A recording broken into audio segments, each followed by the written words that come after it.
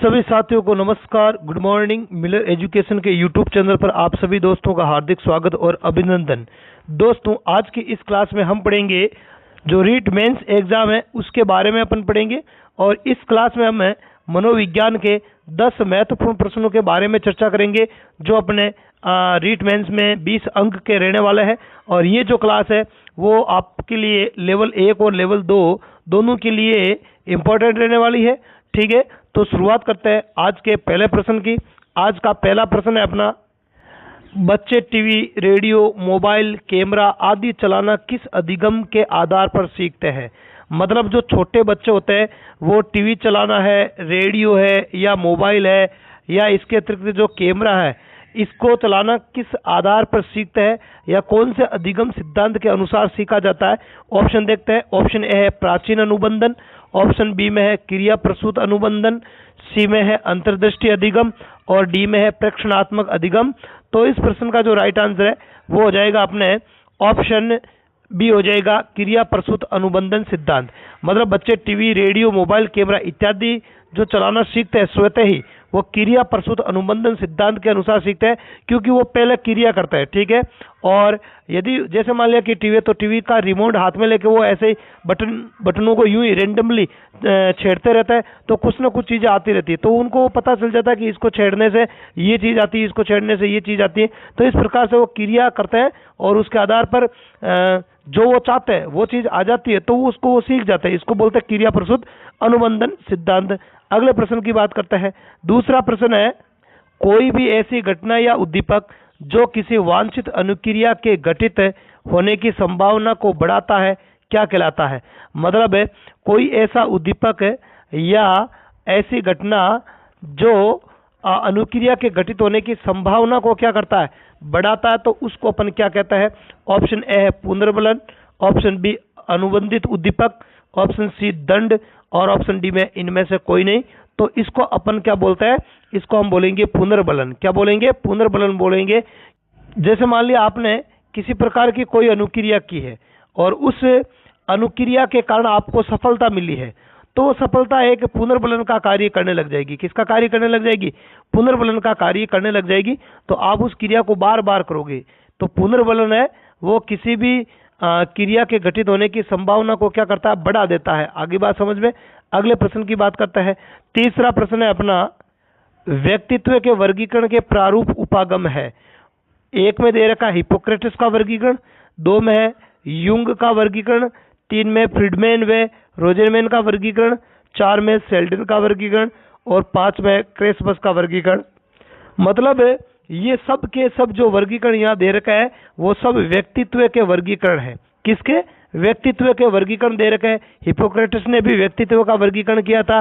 ठीक है, युंग ने भी व्यक्तित्व का वर्गीकरण किया था और फ्रीडमैन में रोजरमैन ने भी वर्गीकरण किया था व्यक्तित्व का। सेल्डन ने भी व्यक्तित्व वर्गीकरण दिया था और क्रेसमर ने भी व्यक्तित्व वर्गीकरण दिया था। तो इसका आंसर है वो हो जाएगा ऑप्शन डी हो जाएगा, 1, 2, 3, 4 व 5 सभी। अगले प्रश्न की बात करते हैं। चौथा प्रश्न है अपना, अनुबंध क्या है। तो अनुबंध क्या होता है। ऑप्शन ए है व्यवहार में परिवर्तन लाना। व्यवहार में परिवर्तन लाने को तो क्या बोलते हैं अपन, अधिगम बोलते हैं। क्या बोलते हैं, अधिगम बोलते हैं। तो ये तो नहीं हो सकता है। नई परिस्थितियों में सामंजस्य स्थापित करना, नहीं, ये भी अधिगम ही है। अधिगम जो होता है वो नई परिस्थितियों में सामंजस्य स्थापित करता है। ठीक है, साहचर्य स्थापित करना और अभ्यास द्वारा सीखना, तो ये तो सीखने का थार्नडाइक का नियम हो गया। तो साहचर्य स्थापित करना है वो हो जाएगा अनुबंध। मतलब है उद्दीपक और अनुक्रिया के बीच में जो साहचर्य स्थापित होता है उसी को क्या बोला जाता है, अनुबंध बोला जाता है। क्या बोला जाता है, अनुबंध बोला जाता है। अगले प्रश्न की बात करते हैं। 5वां प्रश्न है, एक लेखक का व्यक्तित्व होता है। तो देखो, एक लेखक का व्यक्तित्व किस प्रकार का होता है। ऑप्शन ए बहिर्मुखी, ऑप्शन बी में अंतर्मुखी, ऑप्शन सी उभयमुखी और ऑप्शन डी में शून्यमुखी। तो इसका जो राइट आंसर है वो हो जाएगा अपने ऑप्शन बी हो जाएगा अंतर्मुखी। जो एक लेखक होता है उसका जो व्यक्तित्व होता है वो कैसा होता है, अंतर्मुखी होता है। और एक जो अध्यापक होता है उसका जो व्यक्तित्व होता है वो होता है अपने बहिर्मुखी। उसका क्या होता है, बहिर्मुखी। अध्यापक का बहिर्मुखी होता है और लेखक का कैसा होता है, अंतर्मुखी होता है। अगले प्रश्न की बात करते हैं। छठा प्रश्न है अपना, समायोजन होता है। ऑप्शन ए स्थायी, ऑप्शन बी परिवर्तनशील, ऑप्शन सी अपरिवर्तनशील और ऑप्शन डी में है निश्चित। तो देखो, समायोजन की प्रक्रिया परिवर्तनशील होती है, व्यक्ति को हर जगह हर समय समायोजन करते रहना ही पड़ता है। ऐसा नहीं कि एक चीज में समायोजन कर लिया तो वो समायोजन हर जगह काम में आ जाएगा, नहीं काम आएगा। व्यक्ति को जैसे जैसे उसका कार्य क्षेत्र बदलता है, समय बदलता है, ठीक है, तो उसको समायोजन एडजस्टमेंट तो हर जगह ही करना पड़ता है। तो समायोजन परिवर्तनशील प्रक्रिया होती है। आगे बात समझ में।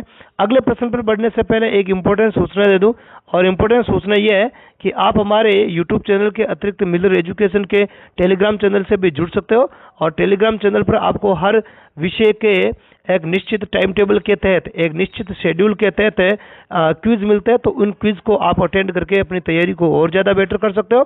साथ ही साथ यदि आपकी तैयारी अच्छी है तो आप उसे परख सकते हो क्विज को अटेंड करके कि तैयारी आपकी कितनी हुई है और कितना अभी आपको और तैयारी करना बाकी है। तो आप हमारे टेलीग्राम चैनल को ज्वाइन करना ना भूलें। साथ ही साथ ये क्लास आपको अंत तक देखने के बाद अच्छी लगे तो इसे लाइक करके अपने मित्रों में शेयर जरूर करना, और साथ ही साथ चैनल पर नए हो तो चैनल को सब्सक्राइब करके बेल आइकन को प्रेस कर लेना, ताकि जैसे ही कोई वीडियो अपलोड करूँ उसका नोटिफिकेशन आपको तुरंत मिल जाए। अब बात करें अगले प्रश्न की। 7वां प्रश्न है अपना, वातावरण एवं अनुभव की देन है। तो वातावरण और अनुभव की देन क्या है? ऑप्शन ए तरल बुद्धि, ऑप्शन बी ठोस बुद्धि, ऑप्शन सी उपयुक्त दोनों, और ऑप्शन डी में इनमें से कोई नहीं। तो देखो, वातावरण एक तो होती है, देखो एक तो होती है तरल बुद्धि, एक तो क्या होती है, एक तो होती है अपने तरल बुद्धि और एक होती है ठोस बुद्धि। ठीक है, दो प्रकार की बुद्धि होती है। तो जो तरल बुद्धि होती है वो वंशानुगत होती है। वो कैसी होती है? अपने वंशानुगत होती है, जबकि जो ठोस बुद्धि होती है वो वातावरण और अनुभव की देन होती है। इसलिए इस प्रश्न का जो राइट आंसर वो हो जाएगा अपने ऑप्शन बी ठोस बुद्धि हो जाएगा। अगले प्रश्न की बात करते हैं। 8वां प्रश्न है, कथा प्रसंग परीक्षण में कुल कार्ड होते हैं। जो कथा प्रसंग परीक्षण होता है उसमें कुल कार्डों की संख्या कितनी होती है? ऑप्शन ए है 30, बी में है 10, सी में है 20 और डी में है 31। तो देखो, इसका जो राइट आंसर वो हो जाएगा ऑप्शन डी हो जाएगा। इसमें 31 कार्ड होते हैं, जिनमें 30 कार्ड ऊपर तो चित्र बने होते हैं। 30 कार्ड ऊपर जो चित्र होता है और एक कार्ड होता है वो ब्लैंक होता है, खाली होता है। आगे बात में 30 कार्डों पर स्त्री और पुरुषों के चित्र होता है, जबकि एक कार्ड जो होता है वो खाली होता है। अगले प्रश्न की बात करते हैं। 9वां प्रश्न है अपना, न तो तत्काल चेतना में और न ही अचेतन में रहने वाला भाग है। यहाँ पे ये न पर मात्रा नहीं है, केवल न ही है ना। तो न तो चेतना में रहने वाला भाग और न ही अचेतन में रहने वाला भाग क्या कहलाता है? तो मस्तिष्क के उस भाग को क्या बोलते हैं? ऑप्शन ए चेतन, ऑप्शन बी अचेतन, ऑप्शन सी अर्धचेतन और ऑप्शन डी में पूर्व चेतन। तो मस्तिष्क के उस भाग को जो ना तो चेतना में रहता है और ना अचेतन में रहता है उसको बोलते हैं अर्धचेतन। आपको पता है 90% मस्तिष्क का जो भाग होता है वो अचेतन होता है। क्या होता है? अचेतन। और 10% जो भाग होता है मस्तिष्क का वो चेतन होता है। और इन दोनों का जो बीच का जो भाग होता है ना, संक्रमण भाग कह सकते हैं, दोनों का संक्रमित भाग जो होता है वो कहलाता है अर्धचेतन भाग। क्या कहलाता है? अर्धचेतन भाग कहलाता है। तो इसका राइट आंसर ऑप्शन सी हो जाएगा। अगला और आज का अंतिम प्रश्न है, निम्नलिखित में से खेल आयु है। देखो, खेल आयु, खेल आयु का मतलब क्या हो गया? Gang age. ठीक है, गेम एज। तो गेम एज कौन सी है? ऑप्शन ए शैशवावस्था, ऑप्शन बी बाल्यावस्था, ऑप्शन सी किशोरावस्था और ऑप्शन डी में प्रौढ़ावस्था। तो आपको पता है बाल्यावस्था को अपन क्या बोलते हैं? गेम एज बोलते हैं। क्या बोलते हैं? गेम एज, मतलब खेल आयु बोलते हैं। इसलिए इसका जो राइट आंसर वो हो जाएगा ऑप्शन बी। तो इस क्लास में इतना ही।